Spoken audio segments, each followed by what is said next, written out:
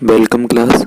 आज हम लोग कक्षा 12 के प्रयोगात्मक परीक्षाएं से संबंधित जो चार्ट पेपर में बनाने वाले चित्रों के बारे में बात करेंगे और उनसे संबंधित जो वाइवा में पूछे जाने वाले प्रश्न होते हैं उनको भी देखेंगे।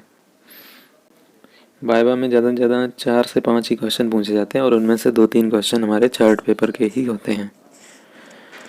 तो देख लेते हैं। इसमें पहले हमारे जो फर्स्ट पेपर वाली बुक है उसके देख लेते हैं, उसके बाद सेकंड के देखें।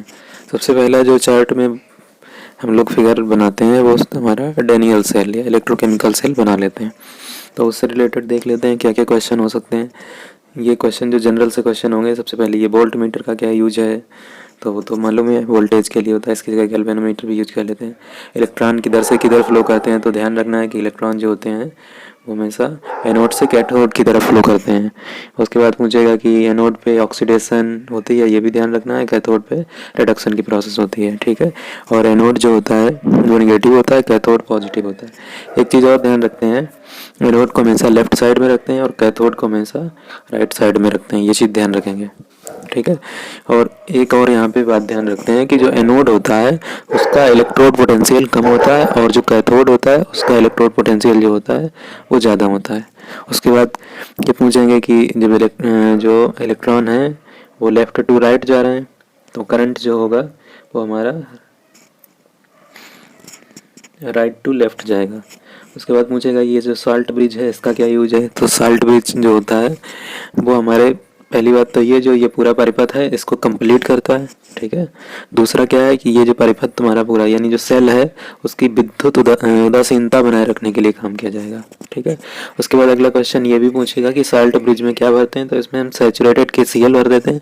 इसकी जगह पे और भी कई सोल्यूशन हम भर सकते हैं, जैसे इसमें पोटेशियम नाइट्रेट KNO3 NH4Cl 9 सादर भर सकते हैं, जिलेटिन या फिर अगार अगार भी इसमें भर सकते हैं, ठीक है। कुछ ऐसी भी कंडीशन होती हैं जब इसमें KCl हम नहीं भर सकते हैं, जैसे कि यहाँ पे हम सिल्वर वगैरह जब यूज करेंगे, ठीक है, सिल्वर की रॉड होगी या मरकरी या लेड या फिर टेल्यूरियम, तो फिर वहाँ पे KCl नहीं यूज करते हैं क्योंकि फिर वो उसका क्लोराइड बना के उसके प्रेसिपिटेट इसमें जमा होने लगते हैं, ठीक है। नेक्स्ट हमारा फिगर आता है SHE मानक हाइड्रोजन इलेक्ट्रोड। देखो इसमें क्या होता है कि सबसे पहले ही पूरा देख लेते हैं क्या क्या है। इसमें कॉपर वायर दिख रहा है, ठीक है, और उसमें प्लेटिनम इलेक्ट्रोड, यहाँ पे प्लेटिनम फॉइल लगी रहती है, ठीक है। यहाँ पे मरकरी भरा रहता है और एक यहाँ पे जो इसका टेम्परेचर होता है वो रूम टेम्परेचर रहता है, ठीक है। उसके बाद यहाँ पे हाइड्रोजन गैस इधर से एंटर कराई जाएगी और वो हाइड्रोजन गैस जो होती है उसका प्रेशर 1 atm रहता है और इसमें हाइड्रोक्लोरिक एसिड का सोल्यूशन रहता है, वो भी 1 मोलर, ठीक है, 1 m का रहता है। तो ये तो सब बता देंगे। बात ये आती है इसका यूज क्या है, तो इसका यूज जो होता है वो हमारे पास सिंगल इलेक्ट्रोड का इलेक्ट्रोड पोटेंशियल ज्ञात करने के लिए किया जाएगा, यानी एकल इलेक्ट्रोड का इलेक्ट्रोड विभव निकालने के लिए इसका यूज करते हैं, ठीक है। इससे ज़्यादा इसमें कुछ पूछेगा नहीं और भी कई चीज़ें जो होंगी वो फिर इसी चैप्टर से रिलेटेड क्वेश्चन होंगे, बाकी इससे ज़्यादा नहीं कुछ पूछेगा।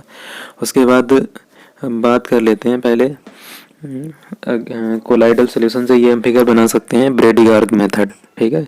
हमें मालूम है कि इस मेथड से हम कोलाइडल सोल्यूशन बनाते हैं और कौन से इससे मेटल का बना सकते हैं, प्लेटिनम, कॉपर, सिल्वर, गोल्ड, इन सब का बना सकते हैं। जिस भी मेटल का बनाना होगा कोलाइडल सोल्यूशन उसी की हम ये रॉड लेते हैं, ठीक है, दोनों सेम, ठीक है, दोनों सेम मेटल की रॉड लेते हैं और इन पे हम करंट फ्लो करते हैं। एक तरफ पॉजिटिव निगेटिव हो जाएगा, तो इससे क्या होता है कि इसमें इलेक्ट्रिक आर्क निकलता है, ठीक है। बहुत सारी वेपर आती है और इसमें भर क्या देते हैं, इसमें हम वाटर भर देते हैं और साथ में KOH रखते हैं। KOH का यहाँ पे काम होता है कि इसको स्टेबलाइज करेगा जो इसमें कोलाइडल सोल्यूशन बनेगा, ठीक है। आसपास इसमें आइस भरी रहती है जो क्या करती है, इसमें जो वेपर निकलती है उसको ठंडा करने का काम करती है जिससे वो कोलाइडल पार्टिकल्स बन सकें, ठीक है। तो ये पूरा ब्रेडिगार का है और ज़्यादा नहीं, क्योंकि यहाँ पे क्वेश्चन क्या होंगे, क्वेश्चन यही होंगे कि कौन कौन से मेटल का इससे बना सकते हैं जो अच्छे मेटल्स होते हैं, platinum, silver, copper, gold. KOH यहाँ पे स्टेबलाइजर है, ठीक है। वाटर यहाँ पे मीडियम हो गया जिसमें ये मेटल डिस्पर्स्ड होगा और ये जो आइस है वो क्या करेगी, इसमें जो पार्टिकल्स इसके वेपर फेज होगी ना मेटल की, वो इसको ठंडा करने में आएगा, ठीक है। ठंडा करने से मतलब है कि वो कोलाइडल स्टेट में लाने का काम करेंगे। उसके बाद इस चैप्टर में 2 फिगर और बना सकते हैं हम। एक तो कोलाइडल सोल्यूशन को प्योर करने के लिए बना सकते हैं अपोहन। ठीक है, अपोहन में क्या होता है कि एक हमारे पास डायलाइजिंग मेम्ब्रेन रहती है, उसमें हम क्या करते हैं, जो भी कोलाइडल सोल्यूशन होगा उसको भर देते हैं और उसको प्योर करने के लिए करते हैं। इसमें देख रहे हैं एक तरफ से वाटर इधर से जा रहा है, इधर से निकल रहा है।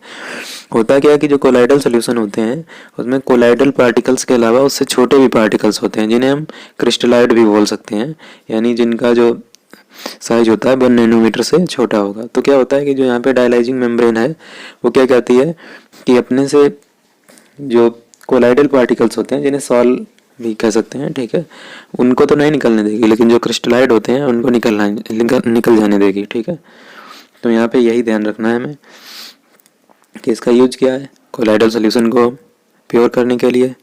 ठीक है, वाटर इस तरह से क्यों करा रहे हैं, क्योंकि इसमें जो क्रिस्टलाइड बाहर निकलेंगे उनको बहा दें। ठीक है, नहीं तो अगर बाहर से वो अंदर से बाहर आ सकते हैं तो ये क्रिस्टलाइड जो हैं वो बाहर से अंदर भी तो जा सकते हैं, तो हमारा प्योर हो ही नहीं पाएगा कभी। ठीक है, तो ये सब चीज़ें हैं। यहाँ पे ये पूछ सकता है कि डायलाइजिंग मेम्ब्रेन किसकी हो सकती है, तो इसमें जंतु झिल्ली भी होती है। ठीक है, cellophane, cellulose nitrate, cellulose acetate वगैरह का भी झिल्लियाँ यूज की जाती हैं। ठीक है, बहुत आसान सा है, कुछ खास है नहीं इसमें। उसके बाद एक इसमें हम और फिगर बना सकते हैं टिंडल इफेक्ट का। टिंडल इफेक्ट से क्वेश्चन क्या क्या हो सकते हैं, इससे पहला क्वेश्चन तुम्हारा पहले तो कोलाइडल सोल्यूशन के बारे में क्वेश्चन कर सकता है, या फिर इसमें पूछेगा कि जो ट्रू सोल्यूशन होते हैं उसमें क्यों नहीं जो लाइट का पाथ होता है वो दिखता है, विजुअल होता है, जबकि कोलाइडल सोल्यूशन में होता है। ठीक है, तो इसमें यही बोलेंगे क्योंकि इसमें क्या होते हैं, इसमें जो इनका साइज होता है पार्टिकल्स का, ठीक है, वो थोड़ा बड़ा होता है, इसमें काफ़ी छोटा होता है। तो इसमें वही जो प्रकीर्णन पढ़ा होगा फिजिक्स में, वही प्रोसेस यहाँ पे हो जाती है। ठीक है, जिसकी वजह से ये चमकने लगते हैं। इनके एग्जाम्पल्स पूछ सकता है, तो तुम्हारे जो बोल सकते हो, जैसे सुबह के टाइम पे देखा होगा रोशनदान से जो रोशनी वगैरह आती है वो बिल्कुल एक सीधी बीम जैसी दिखती है चमकती हुई, इसमें छोटे छोटे पार्टिकल्स, वो भी इसका एग्जांपल है। प्रोजेक्टर वगैरह जो होता है उसका पाथ चमकता हुआ दिखता है, वो भी इसका एग्जांपल है। ठीक है, तो ये सब इसके एग्जांपल हो जाएंगे। ठीक है, बहुत ज़्यादा इसमें भी कुछ खास क्वेश्चन नहीं बनते हैं।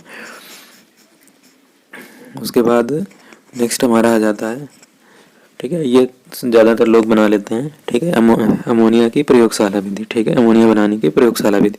अब देखो यहाँ पे क्या क्या होता है, यहाँ पे बात आती है अगर रिएक्टेंट की, तो यहाँ पे हम लोग ये तो हमने अगर बनाया होगा तुम लोगों ने फिगर, तो यहाँ पे रिएक्टेंट के लिए हम क्या लेते हैं, NH4Cl लेंगे और क्या लेंगे, CaOH होल ट्वाइस। ठीक है, 9 सादर ले लेते हैं और साथ में ले लेते हैं बुझा चूना। इन दोनों को यहाँ पे हमने भर लिया होता है और उसको हम गर्म करते हैं। ठीक है, तो यहाँ से बनती है अमोनिया, और उसके बाद देख रहे होगे यहाँ पे CaO भर रखा है, क्योंकि अमोनिया बनती है साथ में जिसमें जल भी बनता है, तो जो अमोनिया के साथ मॉइस्चर गई है, नमी, उसको ये एब्जॉर्ब कर लेता है और आगे शुष्क अमोनिया आगे निकल जाती है। फिर देख रहे होंगे यहाँ पे ये उल्टा गैस जार लगा रखा है। ठीक है, ये भी क्वेश्चन हो सकता है उल्टा गैस जार क्यों लगा है, तो अमोनिया जो होती है वायु से हल्की होती है, इसीलिए उल्टा गैस जार लगाते हैं। तो कुल क्वेश्चन कितने हुए यहाँ से, CaO क्यों लगाते हैं, मॉइस्चर को एब्जॉर्ब करने के लिए। ये उल्टा गैस जार क्यों लगाते हैं, अमोनिया वायु से हल्की होती है तभी ऊपर की तरफ गिरती होती है। ठीक है, कुछ चीज़ें इसमें ध्यान भी रखते हैं कि जैसे अमोनिया जो होती है उसको जिसमें इकट्ठा करते हैं वो बिल्कुल ड्राई होना चाहिए गैस जार। और यहाँ पे बात आती है, क्वेश्चन ये भी पूछ लेते हैं एग्जामिनर वगैरह कि यहाँ पे CaO के अतिरिक्त कोई दूसरा निर्जली कारक क्या हम यूज कर सकते हैं, तो हम यहाँ पे ऐसा कोई भी निर्जली कारक यूज नहीं करेंगे जो अमोनिया से क्रिया कर जाता है, जैसे P4O10 हो गया, CaCl2 हो गया, H2SO4 होगा, ये नहीं यूज कर सकते क्योंकि ये सब क्या है, उसके साथ रिएक्शन कर जाते हैं, जबकि CaO जो है वो नहीं करता है। तो ये चीज़ का भी हम ध्यान रखेंगे। ठीक है, उसके बाद हमारा नेक्स्ट जो है हैबर प्रोसेस आ जाती है। ठीक है, हैबर प्रोसेस में देख लो, यहाँ से देखो 2 गैसेस हमें दिख रही हैं, हाइड्रोजन और नाइट्रोजन। ठीक है, हाइड्रोजन और नाइट्रोजन दिख रही हैं, तो यहाँ पे नाइट्रोजन 1 पार्ट रहता है इसका और हाइड्रोजन का 3:1:3 के रेशियो में आगे जाएंगे। यहाँ पे देख रहे होंगे कंप्रेसर लगा है, ये क्या करता है, इनको यहाँ पे कंप्रेस करने का काम करता है, हिंदी में से संपीडक बोलते हैं। और ये यहाँ से 200 ATM दाब जनरेट करता है। ठीक है, यहाँ पे 20 मेगा पास्कल लिखा है। ठीक है, वो सेम ही है। उसके बाद अगले चैम्बर में हम लोग आ जाते हैं जिसका नाम है कैटालिस्ट चैम्बर। ठीक है, यहाँ पे कैटालिस्ट की जगह पे यहाँ पे आयरन ऑक्साइड और Al2O3 और K2O लिखा है। कुछ जगहों पे हम लोग इसकी जगह आयरन और मॉलिब्डेनम भी ले लेते हैं, ठीक है। यहाँ पे FeMO, यहाँ पे Fe क्या होता है, ये होता है कैटालिस्ट और ये होता है कैटालिस्ट प्रमोटर होता है, उत्प्रेरक वर्धक जिसे बोलते हैं। ये उत्प्रेरक जो होते हैं वो रिएक्शन की रेट को बढ़ा देते हैं, जबकि जो उत्प्रेरक वर्धक होते हैं वो ये कैटालिस्ट होते हैं, इनकी रिएक्टिविटी को बढ़ा देते हैं। उसके बाद इसका टेम्परेचर जो होता है वो 450 अप्रॉक्स रहता है, 500 तक भी रहता है। उसके बाद बात करें इसके आगे, तो यहाँ से क्या होगा कि ये देखो इसमें लिखा है N2H2 NH3, ठीक है। ये सब चीज़ें लिखी हैं, तो ये क्या है, इन सब का मिक्सचर रह जाता है, क्योंकि कभी भी कोई रिएक्शन 100% नहीं होती है। तो नाइट्रोजन हाइड्रोजन ये सब बनते हैं, तो आगे इसमें जाएगा, ठीक है। उसके बाद ये कंडेंसर लगा है, ठीक है। इससे क्या होगा, ये टेढ़ा मेढ़ा इस वजह से होता है कि इसको थोड़ा वेपर को थोड़ा ज़्यादा टाइम मिल जाएगा, तो ये आसानी से गैस से लिक्विड में चेंज हो जाएगी। अब इसमें क्या होगा, जो नाइट्रोजन हाइड्रोजन होती है वो नहीं चेंज होती है, तो वो क्या होगा, आगे एक पंप लगा होता है, ठीक है, रिसर्कुलेट कर देता है, वो नाइट्रोजन हाइड्रोजन को वापस क्या करेगा, फिर से कैटलिस्ट चैम्बर में भेज देगा। तो इस प्रोसेस की यही खास बात है कि यहाँ पे कोई भी चीज़ जो होती है वो वेस्ट नहीं जाती है, बर्बाद नहीं होती है, ठीक है। यही हैवर प्रोसेस की विशेषता है, ठीक है। अब बात आती है इससे रिलेटेड क्वेश्चन। सबसे पहला क्वेश्चन यही, नाइट्रोजन हाइड्रोजन का रेशियो 1:3, दाब कितना 200 ATM, ताप कितना चाहिए लगभग 500 डिग्री सेल्सियस। और यहाँ पे उत्प्रेरक क्या होते हैं, आयरन मॉलिब्डेनम उत्प्रेरक वर्धक होता है, या फिर आयरन ऑक्साइड और Al2O3 प्लस K2O ले देते हैं, ठीक है। ये कंप्रेसर का क्या यूज है, दाब उत्पन्न करने में। ये यहाँ पे कंडेंसर लगा है, संघनित्र टेढ़ा मेढ़ा, इसका क्या यूज है, ये अमोनिया को लिक्विड में चेंज करने में। ये जो पंप लगा है इसका क्या है काम, ये इस जो नाइट्रोजन हाइड्रोजन रिएक्शन से बच जाते हैं उनको वापस कैटालिस्ट चैम्बर में भेजने का काम करता है, ठीक है। कुछ एक्स्ट्रा अगर क्वेश्चन पूछेगा, क्योंकि बहुत बच्चे अगर ये बना लेते हैं तो फिर अलग से भी क्वेश्चन पूछते हैं, जैसे कि लासातेलिया ने किस नियम की हेल्प से ये अपना पूरा बनाया था, वो सॉरी हैवर ने ये पूरा जो विधि दी थी वो किस नियम पे दी, किस नियम की सहायता से दी थी, तो वो लासातेलिया नियम के हिसाब से दी थी, ठीक है। इतनी सारी चीज़ें यहाँ से ध्यान रखेंगे। इसके अलावा अगर ज़्यादा पूछेगा तो रासायनिक गुणों से भी आ सकते हैं, जैसे अमोनिया की क्लोरीन से रिएक्शन या HCl से रिएक्शन, कोई भी पूछ सकते हैं, छोटी मोटी रिएक्शन, इसके यूज वो सब पढ़ लेना। उसके बाद नेक्स्ट हमारा आ जाता है इसमें नाइट्रिक एसिड। तो देखो नाइट्रिक एसिड की बात करें तो इसमें क्या होता है कि हमें दो चीज़ें लेनी होती हैं गैस रिटार्ट में, पोटेशियम नाइट्रेट और सल्फ्यूरिक एसिड, ठीक है। पोटेशियम नाइट्रेट की जगह हम सोडियम नाइट्रेट भी ले सकते हैं, ठीक है। दोनों की आपस में रिएक्शन होगी, नाइट्रिक एसिड बन जाएगा, ठीक है। तो इसमें बहुत ज़्यादा कुछ खास नहीं है,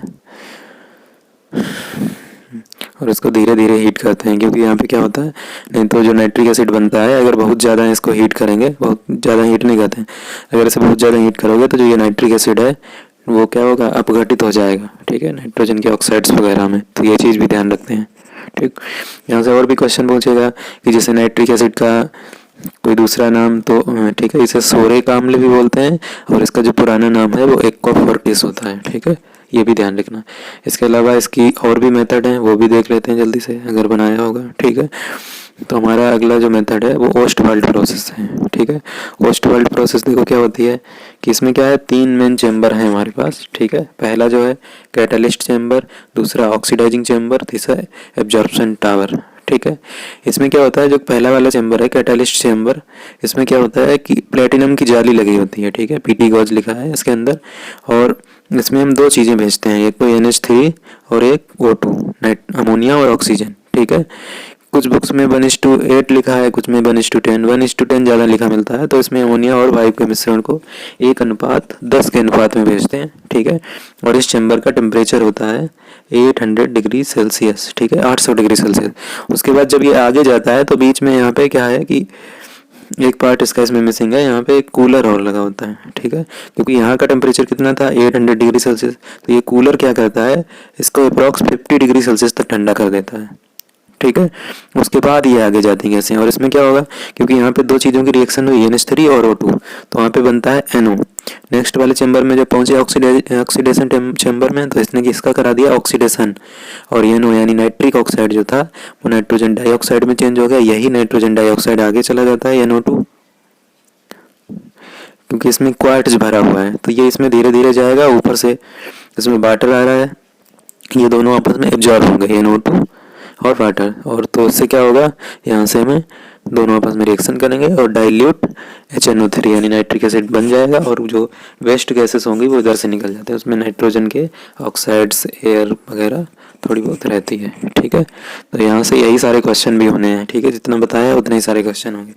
बहुत लोग बना लेते हैं, तो फिर इसमें और भी कई क्वेश्चन आते हैं, जैसे कि इसके अलावा कोई इंडस्ट्रियल मेथड है इसका, तो फिर वो हमारा है वर्कलैंड आइड। ठीक है, प्रोसेस है। और पूछ लेते हैं कि इसमें एक्वारेजिया क्या होता है, नाइट्रिक एसिड की कॉपर के साथ रिएक्शन। ठीक है, या फिर कोई भी रिएक्शन पूछ लेंगे। ठीक है, यूजेज पूछ लेते हैं। ठीक है, तो वो सब चीज़ें भी पढ़ के जाएं। देखो, अगर बात करें वर्कलैंड प्रोसेस की, अगर ये बनाया है तो इसमें भी देखो क्या है, वहाँ पे अमोनिया और क्या भेज रहे थे, O2, और यहाँ पे भेज रहे हैं केवल एयर भेजते हैं। ठीक है, और एयर में क्या रहता है, नाइट्रोजन और ऑक्सीजन रहता है। ठीक है, तो यहाँ पे देखो पहले वाले में देख रहे होंगे, यहाँ पे आर्क फर्नेस भट्टी टाइप की। ठीक है, इधर ब्लोअर से इसमें अंदर भेजी जाती है वायु। ठीक है, और यहाँ का टेम्परेचर काफ़ी ज़्यादा होता है। ठीक है, भट्टी है तो वही 3500 डिग्री सेल्सियस के आसपास होता है, और इसमें इसको दोनों को ले जाया जाता है, यानी कुल मिला के वायु को। ठीक है, तो वहाँ पे नाइट्रोजन और ऑक्सीजन आपस में रिएक्शन करते हैं। ठीक है, और वहाँ से NO बन जाती है, नाइट्रिक ऑक्साइड, और भी एयर में ऑक्सीजन नाइट्रोजन बची रहती है। ठीक है, उसके बाद क्या होता है, अगले चैम्बर में ले जाते हैं। ठीक है, इसको ठंडा करने के लिए। ठीक है, यहाँ पे इसको ठंडा किया जाता है।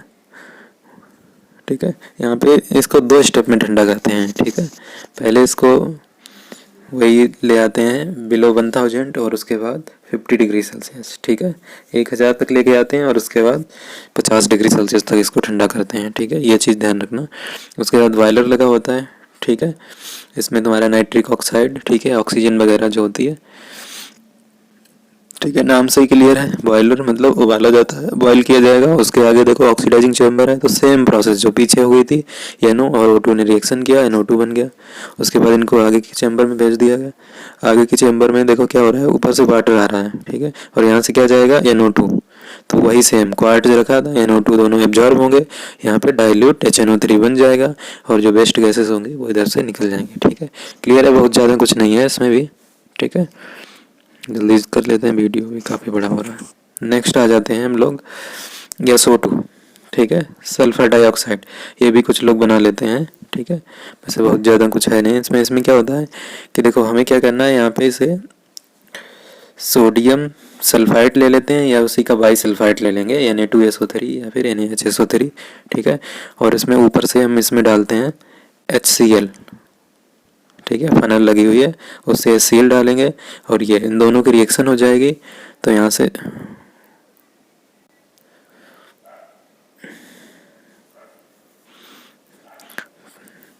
से हमारा बन जाएगा सल्फर डाइऑक्साइड। ठीक है, और देख रहे होंगे कि इसमें क्या दिख रहा है हमें, कि ये बनेगा तो सल्फर डाइऑक्साइड, लेकिन इसको किस में इन्होंने रखा है, कंसनट्रेटेड सल्फ्यूरिक एसिड में रखा है। ठीक है, तो इसको कंसनट्रेटेड सल्फ्यूरिक एसिड में इस वजह से रखा है क्योंकि इसकी जो मॉइस्चर वगैरह है, ठीक है, वो सब यहीं पे रह जाए, बाकी जो SO2 है वो प्योर आगे बढ़ जाए। ठीक है, इससे रिलेटेड क्वेश्चन जो होंगे तुम्हारे वो इसी से पूछ लेंगे, या फिर SO2 के यूज, या फिर SO2 की केमिकल प्रॉपर्टीज वगैरह, वो सब पढ़ लेना। ठीक है,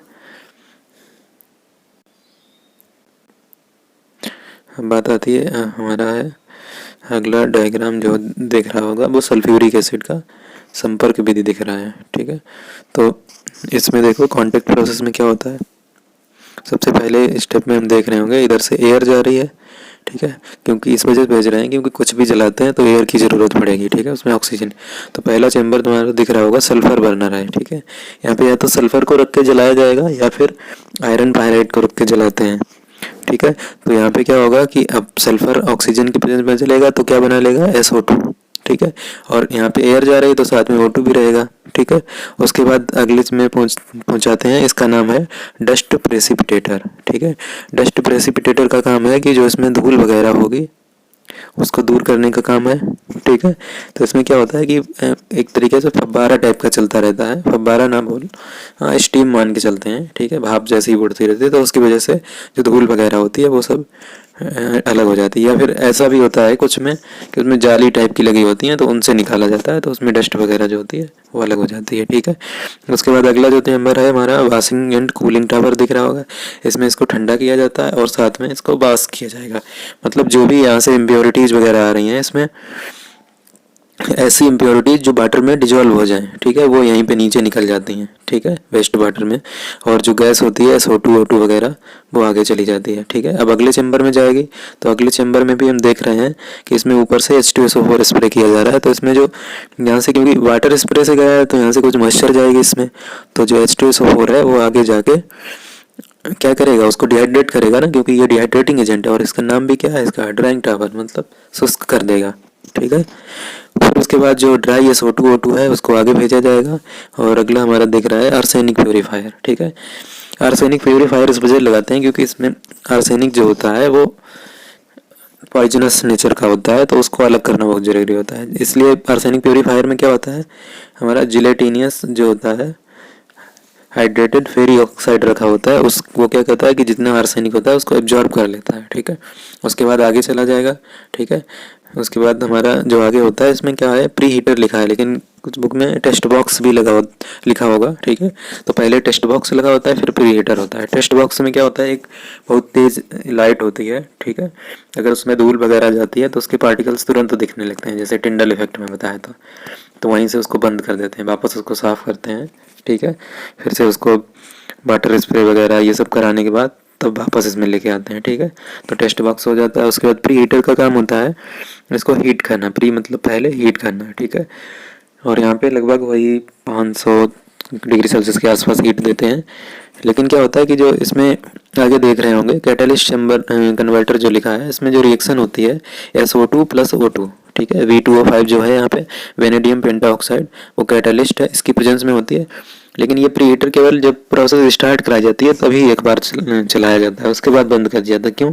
क्योंकि जो SO2 + O2 रिएक्शन है वो हमारी एक्जोथर्मिक रिएक्शन है, ऊष्मा छेवी, क्योंकि उससे ऊष्मा खुद निकलती है। तो केवल रिएक्शन स्टार्ट करने के लिए प्री हीटर लगा है, बाकी फिर वो बंद ही रहता है। ये चीज़ भी ध्यान रखना। ठीक है, उसके बाद देखो यहाँ से क्या बन गया, SO3 आगे जाएगा, इसमें क्वार्ट्ज भरा है, क्वार्ट्ज एब्जॉर्प्शन कराने के लिए होता है। ऊपर से इसमें क्या आ रहा है, H2SO4 कंसेंट, H2SO4 और SO3 मिलके H2H2O7 यानी वॉल्यूम बना लेते हैं। ठीक है, और हमें जितनी मात्रा में सल्फ्यूरिक एसिड की ज़रूरत होती है, जिस सांद्रता की, उतना ही उसमें तनु कर लेते हैं। ठीक है, तो इस जितनी चीज़ें बताई हैं यही सब पूछते हैं।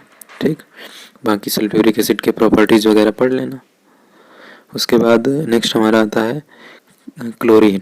ठीक है, तो क्लोरीन बनाने का प्रोसेस क्या है वो भी देख लो एक बार। क्लोरीन देखो क्या बनाते हैं, क्योंकि एक हम इसमें क्या लेते हैं, मैग्नीज डाइऑक्साइड ले लेते हैं MnO2। ठीक है, और इसमें ऊपर फनल से HCl डालते हैं।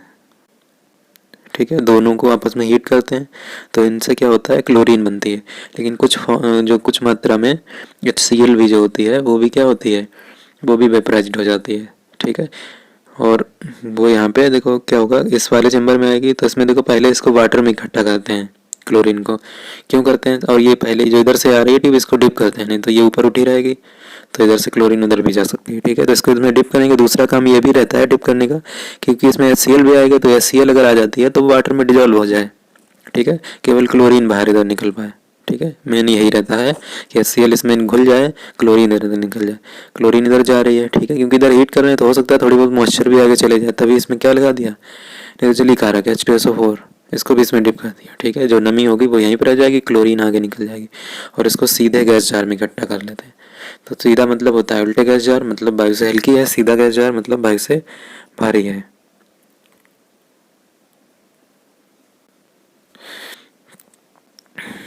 क्वेश्चन क्या क्या होंगे यहाँ से, पहला ये क्वेश्चन होगा कि ये वाली जो फनल है इसमें डूबी हुई रहनी चाहिए, क्योंकि अगर उठी हुई रहेगी तो क्लोरीन बनेगी तो इससे भी जा सकती है। ठीक है, ये चीज़ ध्यान रखना है इसमें। दूसरा, ये वाली भी ट्यूब इसमें डूबी है, क्योंकि पहले वाले से जब यहाँ से रिएक्शन होगी तो HCl भी आ जाएगा वेपराइज्ड होके। ठीक है, तो इसी में डिजॉल्व हो जाए। अगला फिर इसमें डुबाते हैं, क्योंकि इसमें तो जो नमी है वो इसमें डिप हो जाए तो उसमें ही रह जाए। ठीक है, क्लोरीन आगे, ड्राई क्लोरीन आगे बन जाए। ठीक है, ये चीज़ ध्यान रखना है। तो ये कंप्लीट हुआ। नेक्स्ट हमारा है, इसके इंडस्ट्रियल प्रोसेस हैं। ठीक है, उनमें एक आता है तुम्हारा ये नेल्सन सेल प्रोसेस। ठीक है, इनमें वैसे ये कम ही लोग बनाते हैं, ठीक है। इसमें क्या होता है कि देखो इसमें दो चैम्बर होते हैं, एक तो ये स्टील का टैंक है, ठीक है, बाहर से पूरा ये स्टील टैंक है पूरा, और उसके अंदर एक स्टील की जाली लगी है और उस पर एस्बेस्टॉस भरा हुआ है, ठीक है। देखो एस्बेस्टॉस लाइनिंग है, छोटे छोटे छेद रहते हैं स्टील की जाली में, वो कैथोड का काम करती है। जो इसमें ये ग्रेफाइट रॉड लगी है ये एनोड का काम करती है। इसमें फ्रेश ब्राइन भरा रहेगा। ब्राइन जो होता है NaCl का सेचुरेटेड सोल्यूशन होता है, NaCl का संतृप्त विलयन। क्योंकि इसमें जाली लगी है तो ये नीचे धीरे धीरे गिरेगा भी, और इसमें क्या किया जाता है, इसके अंदर स्टीम भी दिया जाता है, भाप, ठीक है। तो देखो यहाँ पे क्या होगा कि इसमें सबसे पहले जब इसको हम ये निगेटिव और पॉजिटिव को आपस में मतलब बैटरी से जोड़ते हैं तो इसमें क्या होगा, क्योंकि इसमें NaCl भर रखा है इसके अंदर, तो वो क्या होगा, Na पॉजिटिव Cl निगेटिव में ब्रेक होगा और उसके बाद रिएक्शन स्टार्ट हो जाएगी। क्लोरीन इलेक्ट्रॉन डोनेट करेगा और क्लोरीन गैस, ठीक है, यानी एनोड से क्लोरीन गैस निकलेगी।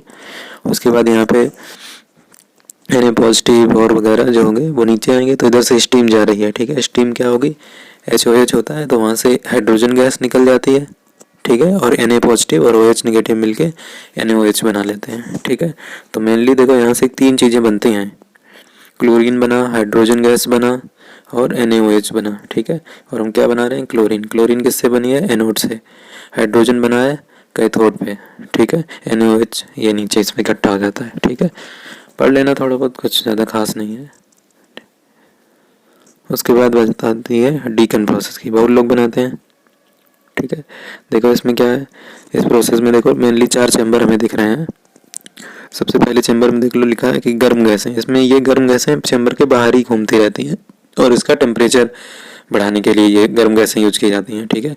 उसके बाद दूसरा देख रहे होगा, इसमें HCl और वायु, वायु में ऑक्सीजन रिएक्शन करती है तो HCl और O2 दोनों इसमें भेजी जाती हैं, इसके अंदर भेजी जाएंगी, ठीक है, इस चैम्बर में। तो इसमें देखो छोटे छोटे टुकड़े पत्थर जैसे दिख रहे हैं, इसमें ये जावा पत्थर रखे हैं, वो भी किसमें भीगे हुए, CuCl2, ठीक है। कुछ जगह पे Cu2Cl2 भी लिखा होता है, क्यूप्रस क्लोराइड या क्यूप्रिक क्लोराइड जो होगा वो इसमें रहेगा। तो इसकी प्रेजेंस में HCl और O2 की रिएक्शन होगी और वहाँ से क्लोरीन बन जाती है, ठीक है, और जल बन जाएगा। और भी थोड़ी बहुत, क्योंकि वायु है तो इसमें इम्प्योरिटीज तो होंगी। अगला देखो हमारा कच्छ है, शीतकारक कच्छ, यानी यहाँ से आ रहे हैं क्योंकि गर्म है तो इनको ठंडा किया जाएगा, उसके बाद अगले चैम्बर में भेज देंगे। इसका नाम है धावन टावर। तो ये ऊपर से इसमें देखो जल गिर रहा है, इसमें क्वार्ट्ज भरा हुआ है, तो जल धीरे धीरे आएगा, इसमें गैसेस ऊपर जाएंगी, एब्जॉर्ब होंगी, ठीक है। और जो इसमें इम्प्योरिटीज गैसों से गई हैं, अगर जो वाटर में डिजॉल्व होने वाली हैं तो वो यहाँ नीचे इकट्ठी हो जाएंगे डिजॉल्व होकर, और यहाँ से क्लोरीन जो गैस होगी वो आगे चली जाएगी, क्योंकि ये पहले धावन टावर से जा रहे हैं तो यहाँ से कुछ मॉइस्चर वगैरह भी चली जाएगी। फिर से क्वार्ट्ज से धीरे धीरे होती ही जाएगी, ऊपर से सल्फ्यूरिक एसिड आ रहा है, H2SO4 का मालूम है निर्जलीकारक है, तो क्या करेगा, इसकी मॉइस्चर को सोख लेगा शुष्क कच्छ के में, ठीक है। और क्लोरीन जो होगी वो शुष्क क्लोरीन बाहर निकल जाएगी, साथ में वायु वगैरह भी मिश्रित रहेगी इसमें, ठीक है। आसान है बिल्कुल, ठीक है। सबके नाम सबके काम मालूम होने चाहिए। ये जावा पत्थर है CuCl2 में भीगा हुआ, ठीक है। गर्म गैस है, इसका टेम्परेचर इंक्रीज कर रही है, ये दोनों रिएक्शन कर रहे हैं आपस में, ठीक है। इसका काम ठंडा करना, इसका काम जो जल में घुलनशील अशुद्धियाँ हैं उनको नीचे लाना, ठीक है, क्लोरीन को आगे, इसका काम निर्जलीकरण का, ठीक है। हो गया पूरा, ठीक।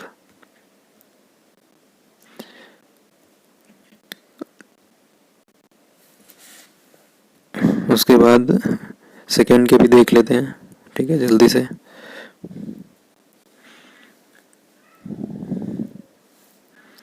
देखो सेकेंड पेपर के सब कॉमन से हैं, ठीक है। क्वेश्चन भी बहुत कॉमन से होते हैं। क्या क्या कॉमन से क्वेश्चन, जैसे ये एथिल ब्रोमाइड का है, ठीक है। तो ये तो रिएक्शन तो तुम्हें याद ही करनी है कि कैसे बनेगा, ठीक है। बाकी चीज़ें हम बता दे रहे हैं जल्दी से कि ये जो सैंड बात दिख रहा है, हिंदी में लिखेंगे बालू ऊष्मक, ये क्यों लगाया, तो ये इस वजह से क्योंकि इसको धीरे धीरे गर्म करते हैं तो ये इक्वल हीट देता है पूरे में, ठीक है। बालू के बारे में मालूम है, बहुत जल्दी गर्म होती है, बहुत जल्दी ठंडी होती है, तो ये आसानी से इक्वली हीट करता है पूरे को, ठीक है। उसके बाद क्या है, ये पूछ सकते हैं कि ये इसमें वाटर वाला, ठीक है, ये कंडेंसर बोलते हैं, संघनित्र, ठीक है। इसमें ये जल इधर से जा रहा है और इधर से वापस आ रहा है, ऐसा क्यों हो रहा है, ठीक है। तो क्या होता है कि इधर से ठंडा पानी आता है, ठीक है, इधर निकल जाता है, इससे जो इसमें जो वाष्प बनती है एथिल ब्रोमाइड की, उसको ठंडा करके यहाँ पे लिक्विड में बनाते देता है, ठीक है। और ये आईसी वाटर में इकट्ठा करते हैं, क्योंकि इसका भी जो बॉइलिंग पॉइंट होता है बहुत कम होता है, नहीं तो ये वेपर में बनेगी, वापस ये इधर ही ये वापस इधर जाने लगेगी, ठीक है। तो इसीलिए इसको आईसी वाटर में, सेम ऐसे ही सेम सब में क्वेश्चन पूछे जाएंगे। इसमें भी वही देखो, ये सैंड बात, ठीक है, कि जो बालू ऊष्मक है वो क्यों रखा गया है, यही क्वेश्चन कि ये सैंड बाथ क्या है, ठीक है। अब ये है देखो chloroform, chloroform bleaching powder ethanol से बना लेते हैं या फिर एसीटोन से, ठीक है। वैसे कम ही लोग इस साल बनाएंगे इसे, ठीक है, क्योंकि सिलेबस में है ये उतना ज़्यादा।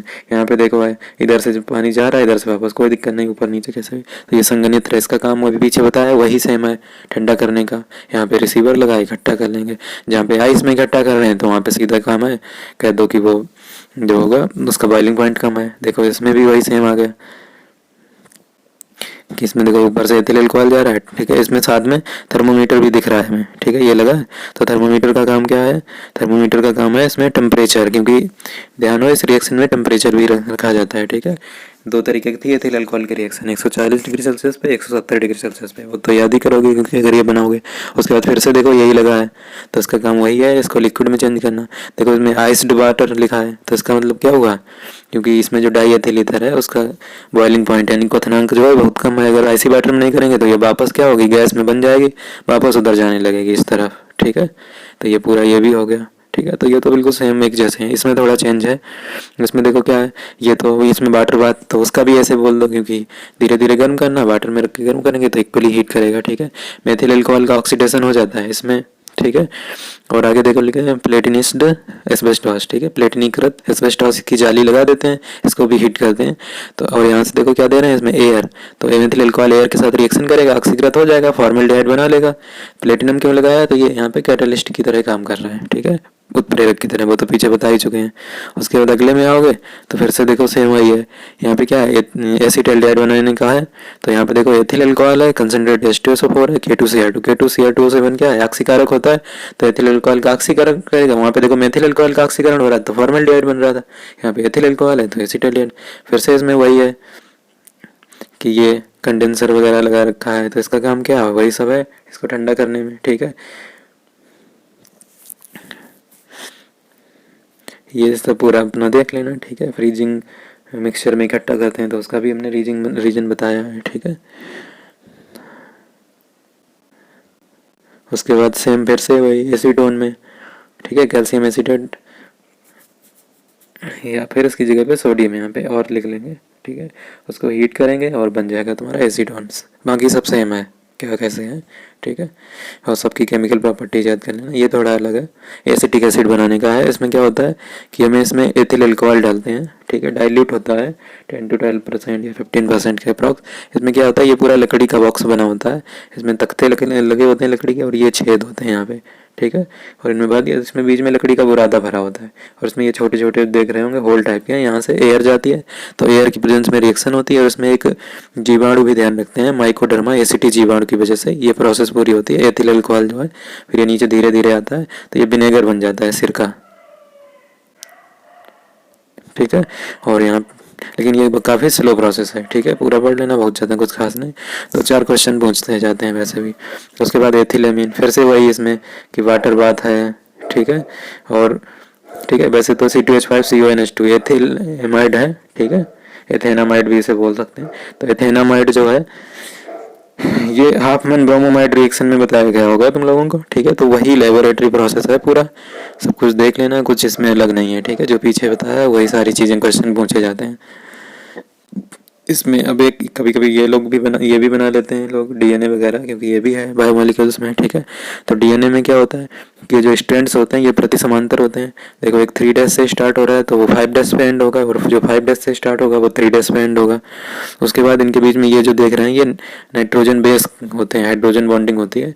उसमें क्या होता है कि जो एडेनिन होता है वो थायमीन के साथ 2 हाइड्रोजन बॉन्ड बनाता है, और जो ग्वानिन होता है वो साइटोसिन के साथ 3 हाइड्रोजन बॉन्ड बनाता है, ठीक है।